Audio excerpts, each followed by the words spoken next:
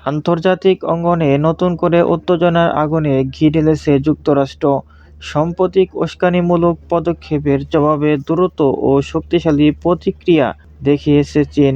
মুহূর্তের মধ্যেই পাল্টা হামলা চালিয়ে নিজেদের সামরিক সক্ষমতা ও কৌশলগত দৃঢ়তার স্পষ্ট বার্তা দিয়েছে বেইজিং।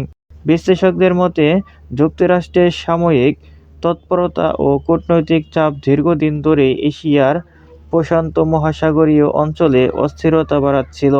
এরই ধারাবাহিকতায় চীন এবার অত্যাধুনিক প্রযুক্তি ও সমন্বিত কৌশলের মাধ্যমে দ্রুত হামলা চালিয়ে চীন দেখিয়ে দিয়েছে নিজেদের নিরাপত্তা ও স্বার্থে কোনো আপোস করবে না। চীনা প্রতিরক্ষা মন্ত্রণালয়ের এক বিবৃতিতে বলা হয়, আমরা শান্তি চাই, তবে উস্কানি পেলে তার জবাব দিতে সম্পূর্ণ প্রস্তুত।